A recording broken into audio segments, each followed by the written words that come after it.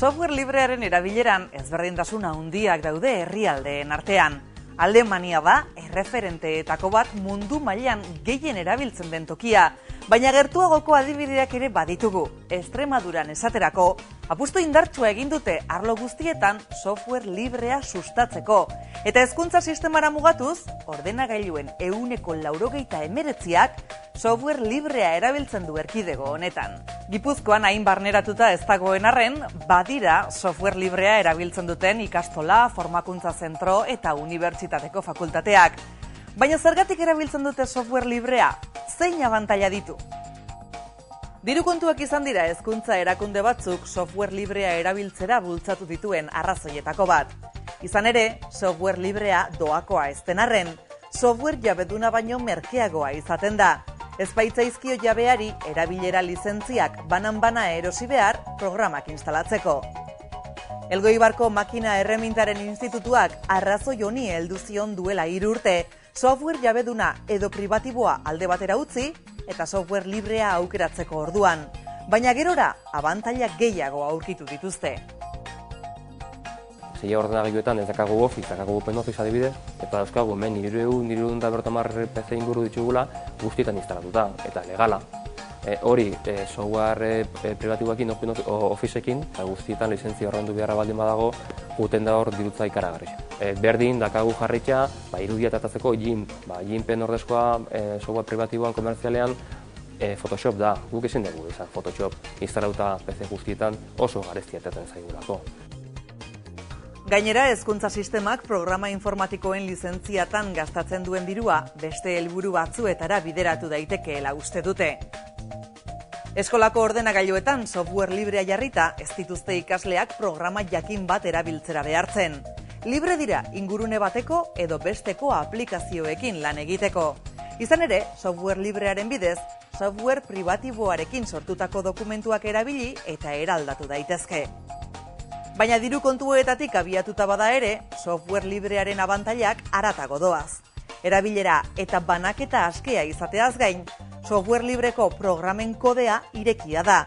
Eta beraz, eraldatu, hobetu eta funtzionalitate berriak garatzeko aukera ematen du software pribatiboaren mugak eraitsiz. Horregatik, ezitzen dituzte haurrak txikitatik software librearen ingurunean ordiziako jakintza ikastolan. Arrazoi nagusienan nik uste arrazoi etikoa dela. Izan ere, software askeak ahal bideratzen du ikasleen garapen integrala. Ez baitu inungo mugarik ipintzen euren sormenean, euren garapenean. Eta horixe da zuzen ere guretzat lehenengo arrazoia eta garrantzitsuena softwaren aldeko apostu hau egiteko.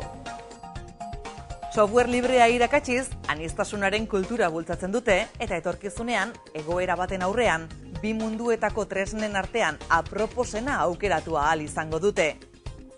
Baina lehen eta bigarren hezkuntzan ez ezik, goi mailako prestakuntzan, unibertsitatean garrantzia du software libreak.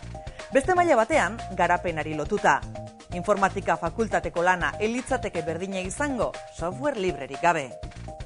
Hemen unibertsitatean alde batetik ikasleek proiektuak edo praktikak egiterakoan asko zurrunago idiz daitezke erabil dezaketelako eginda dauden gauza bermeido asmatu gabe eta ikatzaileen aldetik ere aurrerapen handia da oinarrizko gauza asko edo inguruan dauden programa asko erabil daitezkelako edo egokitu edo aldatu egin daitezkelako. Adibidez, itzulpen automatikoan, aurrerapen handiak egin dira itzulpen automatiko estadistikoan, oinarrizko programak librea direlako.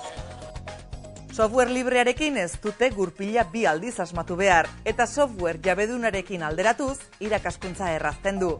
Izan ere, nola irakatsi kode itxia duen aplikazio bat, ezin bada nola eginda dagoen erakutsi.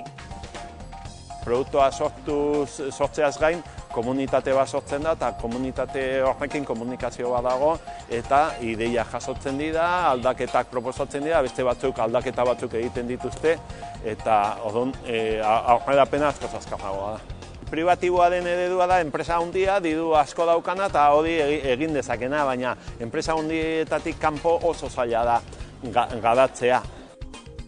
Duela 15 urte software librea etzen apenas erabiltzen informatika fakultatean.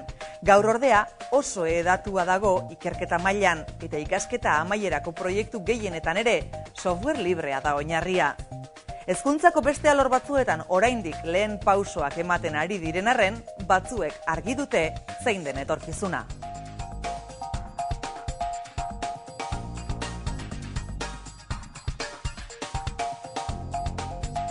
Tresna informatiko libreak zure eskura daude. Zurea da erabakia.